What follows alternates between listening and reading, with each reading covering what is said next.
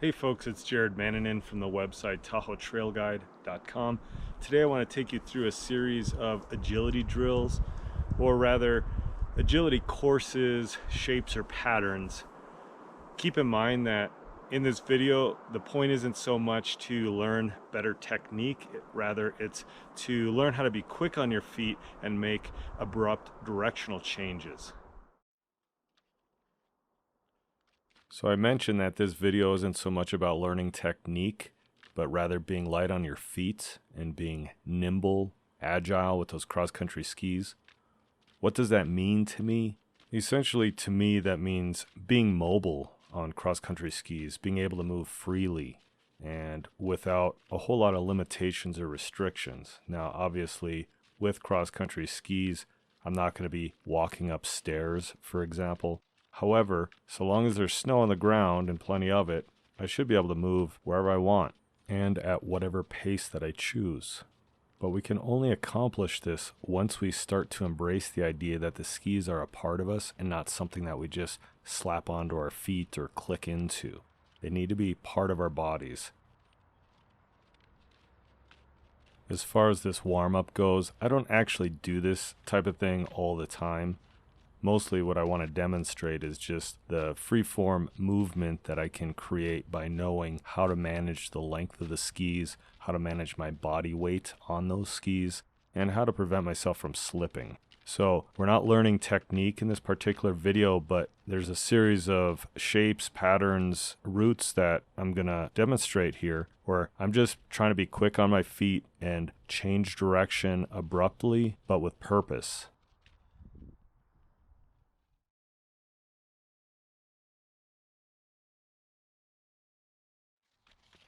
As you might imagine, there are tons of different agility drills that you could perform on cross-country skis. So again, this is simply a limited selection of different shapes or patterns in which you can incorporate into your practice of learning to cross-country ski.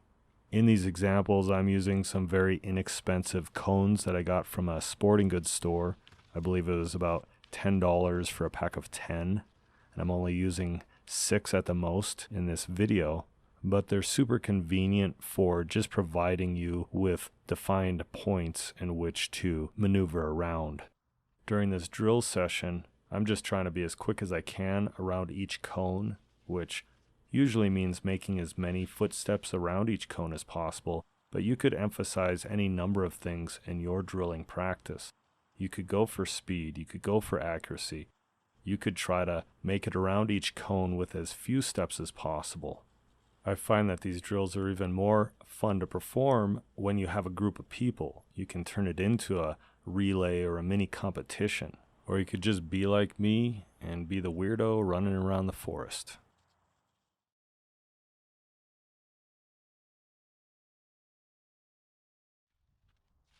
Before I go any further, I just want to acknowledge that in this video, I'm not modeling the best possible posture that I could have. And the reason I say that is because if you notice, I'm looking down way too much. You shouldn't be looking down at your skis. You should be looking out ahead.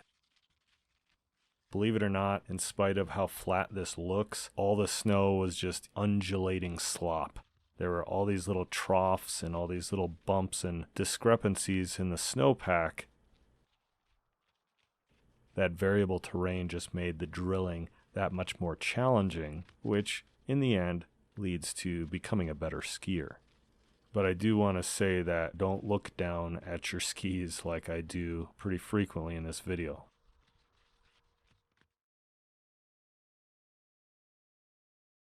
For this triangle shape, I'm actually doing something a little bit different than all the other drills. When I come to a cone, I'm doing star turns around the cone. So star turns are where you leave the tails of your skis on the ground and then just pull the tips up and move them in the direction in which you want to travel. On the other hand, you could leave the tips in place and just move the tails of your skis in order to reorient yourself. I definitely recommend checking out my video about performing hockey stops on cross-country skis as well as step turns. Realistically, I think the step turns video is going to be a little bit more applicable to performing star turns. You can also see me performing star turns in part 2 of my Introduction to Classic Cross-Country Skiing video. I just want to be clear though that star turns and step turns aren't necessarily the same thing. You do essentially perform a star turn when step turning, but only the one where you're leaving the tails on the snow and lifting the tips so that you can redirect yourself. You would never do the star turn where you leave the tip in place and move the tail. You would never do that in motion. That would be from a static position for the most part, like what I'm demonstrating here in this triangle drill. But in the hockey stop video, I also go into greater depth about angulation, which is very relevant to performing any of the drills in this video. So performing step turns is yet another emphasis that you could put on your drilling practice around cones. In that same vein, I'd say give it a try where you try to touch the cones as you're going around them, or you could always shorten or lengthen the distance between the cones. Depending on which axis you're lengthening, you might have to make more or fewer foot movements in order to negotiate the cones. So just play around with the positioning of these cones and see what you can come up with.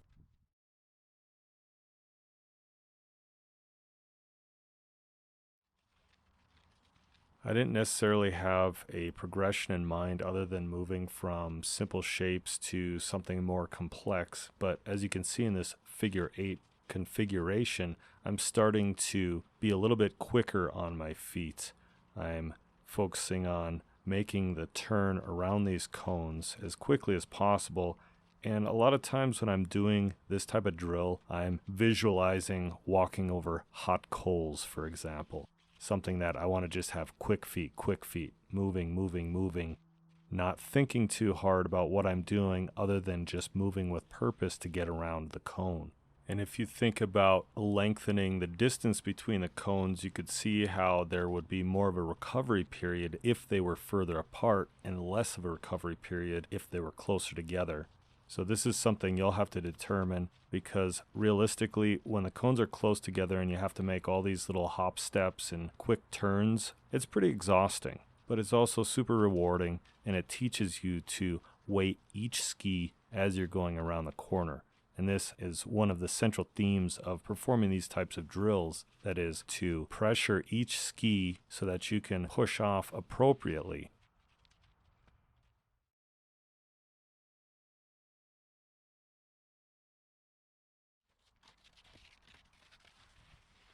I don't recall which cross-country ski vlog from the 2020-2021 cross-country ski season that I discussed the topic, but I do remember the question posed to me by one of my mentors, which was, would I rather learn better cross-country ski technique or become a better skier? Many people might argue that they're one and the same. Learning good technique does make you a better skier. And I wouldn't necessarily argue that point too much, but I would say that becoming a better skier entails so much more than just learning technique. In all my years of participating in sports and other body movement related endeavors, what I always found to be the case was that the real professionals were those who were able to transition from one position, one technique, or one terrain feature, for example, seamlessly. Anybody can diagonal stride down a straightaway without too much problem if they've practiced enough. However, throw in small hills, remove the tracks, put them in the backcountry, or throw in a couple of trees, maybe some slushy, soupy snow mixed in with ice, and now you have a real-life litmus test to determine whether or not you are a good skier. Obviously, I'm not advocating that we all turn it into a competition to see who's the best skier. That's not my point. My point is, can we become a better skier than who we were yesterday? Can we become a better person than who we were yesterday through this diligent practice of working on the in-between stuff, challenging ourselves by putting ourselves in a position where we're outside of our comfort zone or area of expertise? I admit that this is actually kind of challenging for me to watch myself do these drills because I don't necessarily look that pretty when I do it. I look really good when I diagonal stride in a controlled environment, but out here in this sloppy snow, trying to make these fast movements, it's not that beautiful to watch. At the same time, if I don't perform this stuff, I know I'm not going to be able to negotiate the terrain that I want to go out and explore because I won't have those skills or that embodiment of this movement. I won't have that, so I can't rely on that, and therefore I won't be as confident when I do go in the back country and encounter some variable terrain or challenging conditions due to the condition of the snowpack.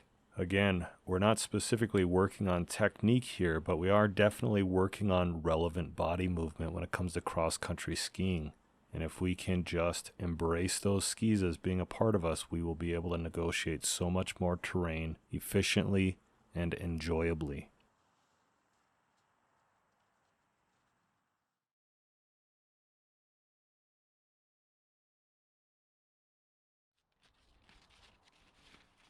So what are some of the more technical aspects of performing these drills or just in general cross-country skiing?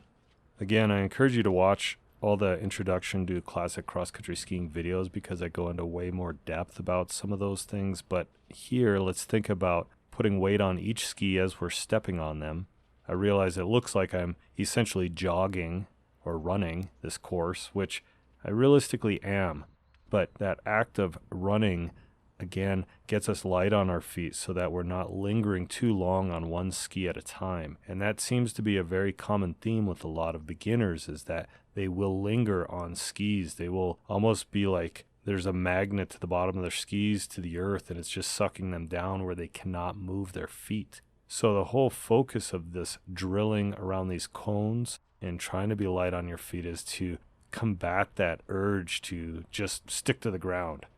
If you're pushing off, if you're transferring all of your weight from one ski to the next, you will compress it to the point where the grip zone will engage the snow and allow you to go forward. But you have to take that leap of faith that it's going to work.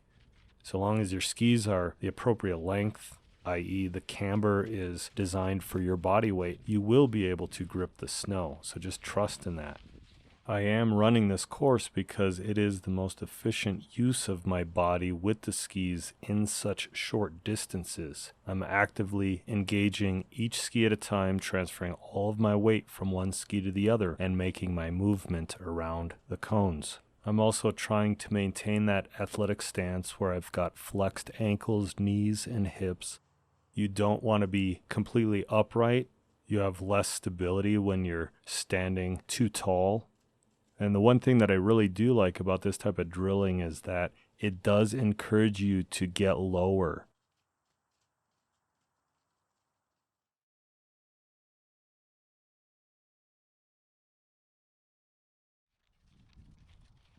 An image that may be helpful for you to visualize a good athletic stance would be to imagine a weight being attached to your belt buckle and drawing you down and slightly forward. Or you could think of pressing the tongue of your boot toward the toe of your boot, and that too will encourage your ankles to be flexed properly. Another measurement that's useful when evaluating your posture while cross-country skiing is to determine whether or not your spine and your shin are maintaining the same angle. One more way to self-evaluate your posture, at least from the front, would be when you have all of your weight on one ski, you should have alignment between the zipper of your jacket, your center line, and your ski. Some people like to use the nose, knees, toes alignment, which is essentially the same. But when you're committed to that one ski, you just want to make sure that your center line is over that ski while maintaining neutral shoulders and hips. So you want the shoulders and hips to be parallel to the ground as well. All this is easier said than done, but through the use of video and photographs of yourself, you can determine whether or not you're maintaining these types of posture. So I do encourage you to film yourself on occasion. I don't know that it's helpful that you do it every time, but every once in a while, just bring out your camera or your phone and have somebody film you while you're skiing.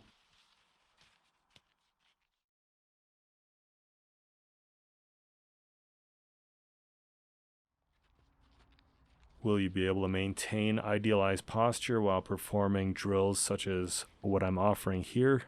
Probably not, but even if you can't, and I did admit that I'm looking down way too much in this video, but even if you can't, at least being aware of what that idealized posture is so that we can always be working toward it is the first step in making the necessary corrections when we're out of alignment. So getting your position down is a key element to becoming a better skier. And that position of an athletic stance where you're being flexible and agile enables you to negotiate terrain, especially variable terrain, way more effectively and safely. Throughout this whole drilling session, as a result of that uneven and undulating snowy slop, I'm having to make micro adjustments the entire time with my feet. You see me slip plenty of times in here, and clearly I didn't put the worst cases of slipping. I think I fell once or twice. And keep in mind, I was out there for a couple hours, and I think I logged about 3.5 miles just going back and forth around these things. So it stands to reason that at some point I was going to get tripped up by my own skis, which is exactly what I did, at least on one occasion. But the ability to make micro adjustments and adapt to the terrain is a critical element to becoming a better skier. And all of these drills will help you do that. Because they are artificial and they are forced in some way, they make you do stuff that you wouldn't necessarily do. But if you don't do those things, you won't get that necessary practice or that repetition required for being a more versatile cross-country skier.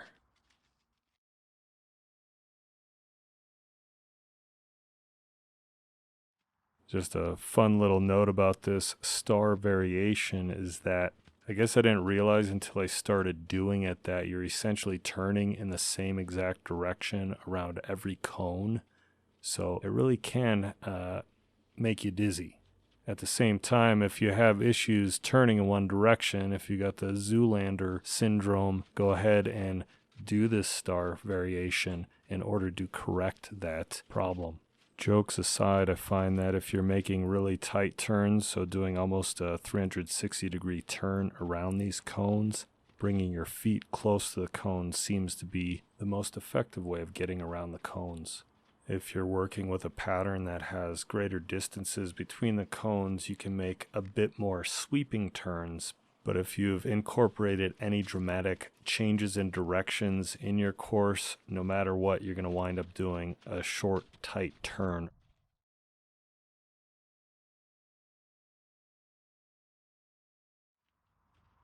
I chose to go a different route with this square pattern rather than just doing basically a loop around it like I did with the circle. I decided to do more lateral work, more hopping to the side, as well as incorporating some backward walking movements. Again, let's think about all the different ways that we can move on cross-country skis that may or may not actually be a technique, but may, in fact, help us negotiate very difficult or variable terrain. I can't count how many times I've had to hop to the side simply because I committed too far to one ski and caught the outside edge. So I had to be quick on my feet in order to prevent myself from falling over. I hope it was evident, and I did point it out in that star variation pattern, but you should be doing these drills to both sides. Everyone has a strong and a weak side to pretty much whatever they do, but in cross-country skiing, you really have to be good at both sides. So just make sure you're drilling in both directions so as to reduce any asymmetry in your body movement.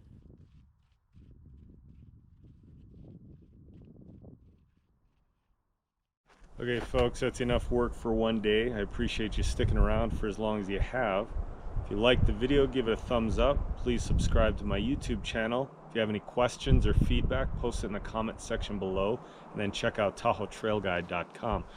If you have any compelling urges to contribute in a financial way to Tahoe Trail Guide or this YouTube channel, I offer Patreon, PayPal, and Venmo options. I just want to say thank you so much to all my supporters and subscribers. You guys are the best. I really appreciate everyone being along for this ride. It's super fun, And thanks for all the comments and questions that everyone's provided me. It's really adds value to everyone else coming to these videos because they get to benefit from all the conversations that we have in each video. So anyway, thanks so much, everyone. Take care.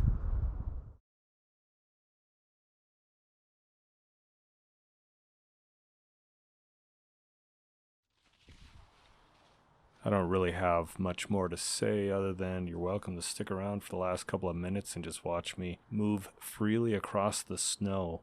Here I'm playing with a simple step turn or two to one side and then the next. Just moving around, having fun.